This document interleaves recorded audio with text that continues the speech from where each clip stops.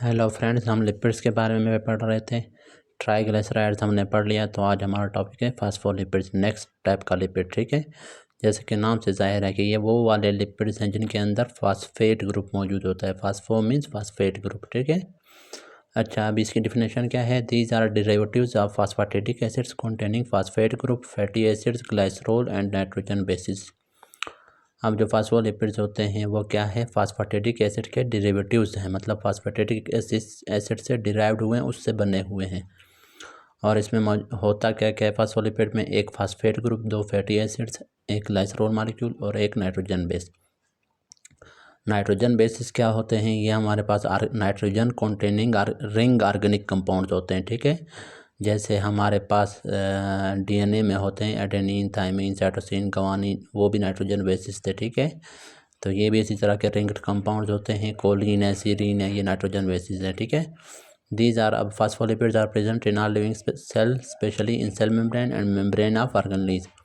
अब फास्फोलिपिड्स जो है हमारे तमाम सेल्स में होते हैं, लेकिन स्पेशली सेल मेम्ब्रेन में होते हैं और ऑर्गेनेल्स के मेम्ब्रेन में। ठीक है, दे कंटेन अ हेड, उनका एक हेड होता है जो कि पोलर होता है। पोलर क्यों होता है? क्योंकि उसमें फास्फेट ग्रुप होता है। फास्फेट ग्रुप के ऊपर चार्ज है और चार्ज मॉलिक्यूल्स को हम लोग पोलर कंपाउंड कहते हैं।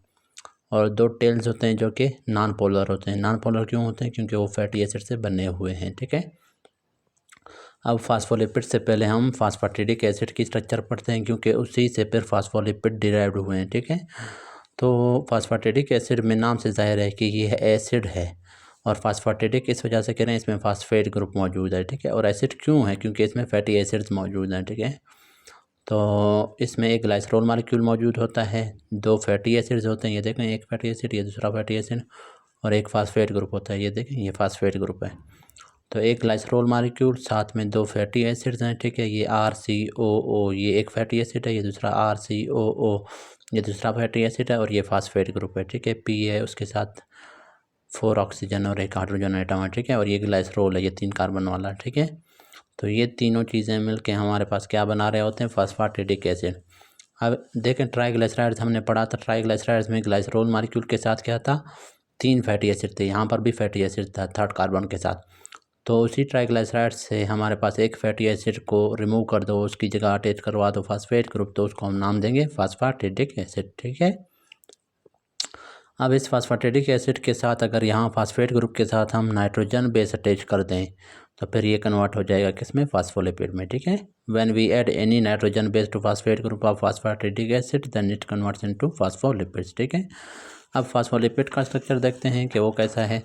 उसमें भी सेम इसी तरह है। ग्लाइसरोल है, दो फैटी एसिड्स हैं, एक फास्फेट ग्रुप है, और एक नाइट्रोजन बेस उसमें होता है। ठीक है, ये एक एक्स्ट्रा चीज़ है। ठीक है, और नाइट्रोजन बेस भी कहाँ अटैच होता है? फास्फेट ग्रुप के साथ अटैच होता है। ठीक है, अब ये देखें, ये ग्लाइसरोल मॉलिक्यूल है, ये दो फैटी एसिड हो गए, ये फास्फेट ग्रुप हो गया, उसके साथ ये नाइट्रोजन बेस।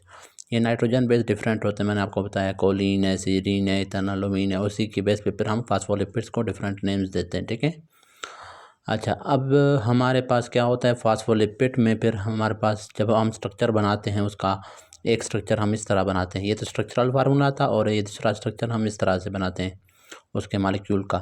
एक हेड है, हम लोग कहते हैं एक हेड है, पहले भी मैंने बताया था। ठीक है, और दो टेल्स हैं, ये दोनों टेल्स हैं। अब टेल्स जो है फैटी एसिड से बने हुए हैं, हेड जो है फास्फेट ग्रुप से बना हुआ है। फास्फेट के ऊपर चार्ज होता है, तो इस वजह से हम कह रहे हैं पोलर है। ठीक है, फैटी एसिड के ऊपर कोई चार्ज नहीं होता, तो नॉन पोलर है। अब जो चीज़ पोलर होता है वो वाटर में डिज़ाल्व होता है, क्योंकि वाटर भी पोलर है। पोलर मालिक्यूल में डिज़ाल्व होते हैं, नॉन पोलर में। तो वाटर भी पोलर है, फास्फेट भी पोलर है, इस वजह से फास्फेट वाटर में डिज़ाल्व होता है। और जो चीज़ वाटर में डिज़ाल्व होता है उसको हम कहते हैं hydrophilic. Hydro means water, philic means loving या वाटर सॉल्युबल। ठीक है, मतलब वाटर की तरफ अट्रैक्ट होता है या सॉल्युबल होता है। टेल हमारे पास फैटी एसिड नॉन पोलर है। अब नॉन पोलर फिर हमारे पास वाटर में डिज़ाल्व नहीं होता, इस वजह से इसको हम कहते हैं हाइड्रोफोबिक। फोबिया का मतलब होता है डरना, फियर या हेट।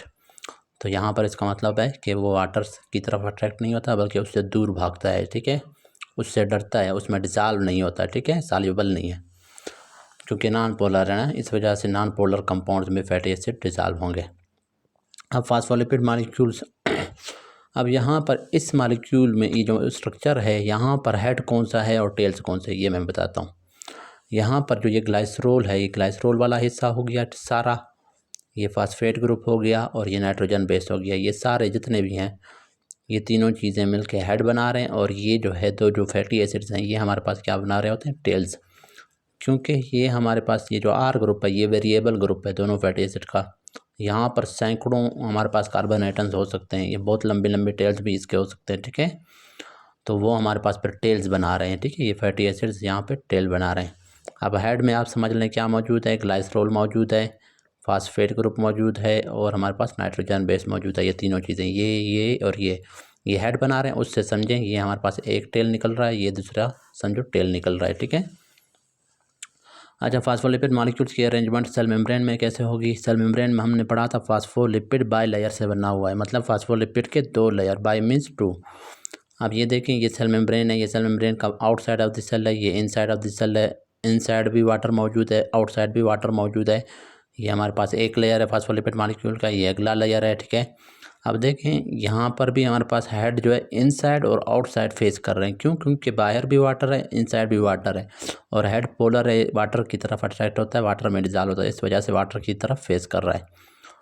अच्छा, फिर जो हमारे पास टेल्स हैं वो अवे ना तो वो इनसाइड हमारे पास फेस कर रहे हैं, ना वो आउटसाइड, बल्कि वाटर से दूर। क्योंकि बाहर वाटर है तो ये वाटर से दूसरी तरफ मुंह फेरेंगे। यहाँ पर भी अंदर वाटर है तो ये वाटर की तरफ इसके टेल्स नहीं होंगे, बल्कि अपोजिट साइड में, क्योंकि वाटर में डिज़ाल्व नहीं होते, नॉन पोलर है ना, और एक दूसरे में ये डिज़ाल्व होंगे, ठीक है। क्योंकि ये एक दूसरे ये नॉन पोलर है ना, तो ये एक दूसरे की तरफ फेस करते हैं। तो इस तरह से फास्फोलिपिड मॉलिक्यूल्स अरेंज्ड हैं, ठीक है, कि उनके जो टेल्स हैं वो एक दूसरे की तरफ फेस करते हैं क्योंकि वो नॉन पोलर हैं। और हमारे पास उनके जो हमारे पास हेड है वो आउटसाइड या इनसाइड ऑफ द सेल की तरफ फेस करते हैं, क्योंकि पोलर हैं, वाटर की तरफ अट्रैक्ट हो रहे हैं। तो ये हमारा फास्फोलिपिड का टॉपिक कंप्लीट हुआ।